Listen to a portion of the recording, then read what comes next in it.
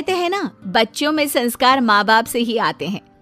पारुल की शादी के पहले से ही उसके मायके में अंधेरा होने से पहले, पारुल कहाँ है? जल्दी से स्टूल लेकर आ जा बेटा, वो तार भी ले आना, जल्दी कर। चारों तरफ अफरा तफरी का माहौल हो जाता है। कोई लाइट बंद कर रहा होता है तो कोई पंखा। पापा, मैंने सब रख दिया है और भाई और माँ ने सब बंद कर दिया है। आप जल्दी से पड़ोसियों के घर की बिजली की तार इस तार में लगा दीजिए।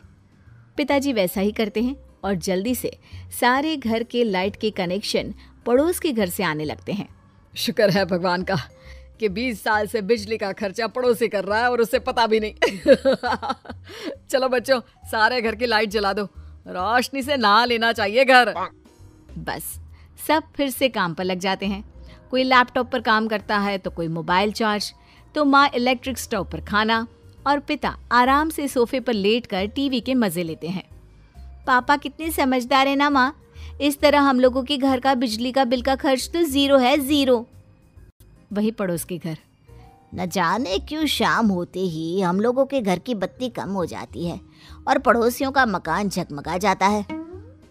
सब देश के राजनेताओं की गलती है जी, मैं तो सच्ची बोल रही हूँ।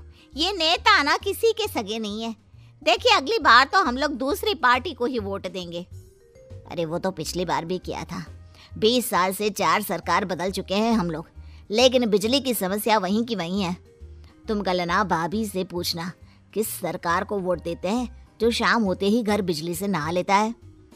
अरे बहुत ही शरीफ लोग हैं, बेटी पारुल और बेटा हिमांशु।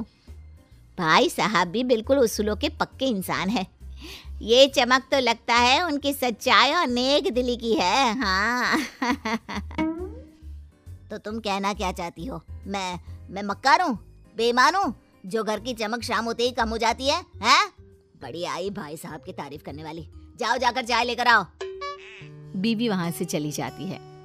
अगले रोज पारुल को देखने लड़के वाले आते हैं। लड़की की माँ कहती है, अरे पारुल बेटी, क्या क्या गुण है तुम्हारे अंदर, जरा बतलाओ तो। बहन जी, जो सबसे बड़ा गुण है ना, वो तो है बचत का। मेरी बेटी बचत में उस्ताद है, अपने लिए जागरूक है, और हाँ, सबसे बड़ी बात है कि अपने हक की लड़ाई लड़ना उसे अच्छे से आता है। हक की लड़ाई? अरे कल को मुझसे ही ना लड़ने लग जाए। नहीं, हक की लड़ाई समाज में। उनके कहने का मतलब है कि मुझे समाज सेवा का शौक है। खैर, सास पारुल के गुणों से इम्प्रेस हो जाती है और पारुल की शादी राज से हो जाती है। शादी के 1 महीने बाद, माँ ये देख तो बिजली का बिल। अरे कितना आ गया? इस बार भी बजट बिगड़ेगा क्या ये बिजली के बिल के चक्कर में? माँ देख तो, बिजली का बिल सिर्फ 200 रुपया आया है। हैं? ये कैसे हो सकता है बेटा?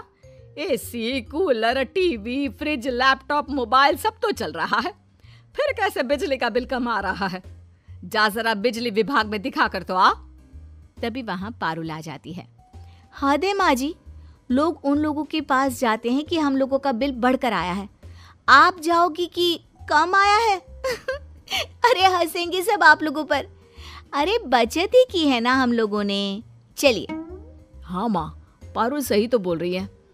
सारा दिन पारुल को मैंने गर्मी में बैठे हुए देखा है। हाँ, क्योंकि पूरी रात एसी चलता है ना। अरे दिन का तो मुझे पता नहीं, मेरा तो मंदिर और सत्संग का ही वक्त निकल जाता है, लेकिन रात को तो मैं टीवी भी देखती हूँ, मोबाइल भी चार्ज करती हूँ, और तो और कमरे का एसी भी चलाती हूँ।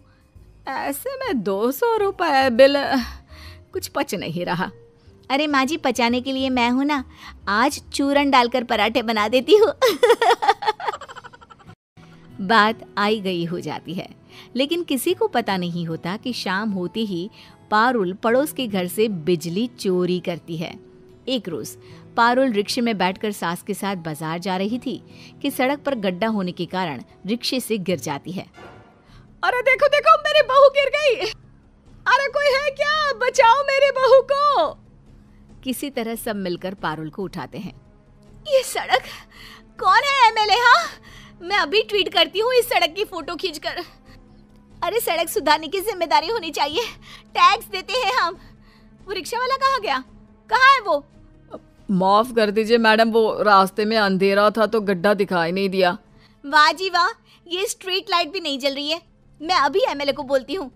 बहू मंत्री के पास जाती है। अरे मैडम, ये तो बिजली विभाग की गलती है कि वो सड़क की बिजली क्यों काट रहे हैं। जाइए बिजली विभाग में कंप्लेन करिए। पता क्या है वहाँ का? शास्त्री भवन, कमरा नंबर 503। बहू अगले दिन शास्त्री भवन जाती है। कमरे नंबर 503 में जहाँ बैठा अधिकारी बहुत ही खड्डूस होता है।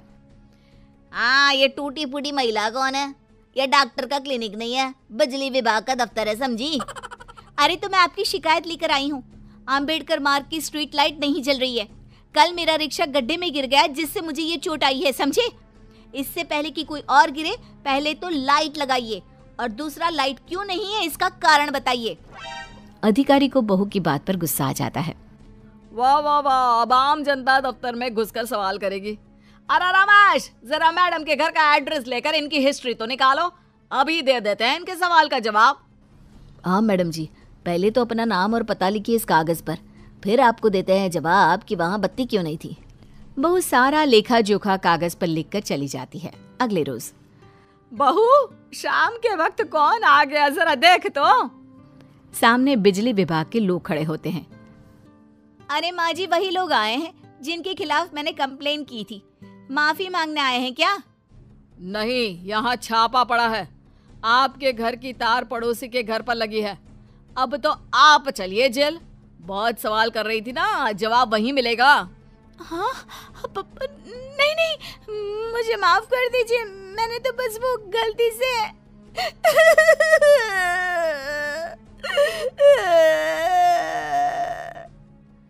ये बोलकर पारुल रोने लगती है। तभी वहां सास आ जाती है। अरे क्या हो गया? माफ कर देना, माफी मांगने आए हैं, तू क्यों रो रही है? वाह जी वाह, बहू शेर, सास सवा शेर। आप भी चलिए। चलिए? कहाँ चलिए, क्यों चलिए? एक तो आप लोगों की गलती से मेरी बहू गिर गई। शांत हो जाइए माँ जी, चुप हो जाइए। पर सास कहाँ चुप होने वाली थी। हाँ हाँ, और नहीं तो क्या, ऊपर से चलिए चलिए लगा रखा है। तभी वहां पारुल का पति भी आ जाता है। पारुल उसे देखकर जोर से रोने लगती है।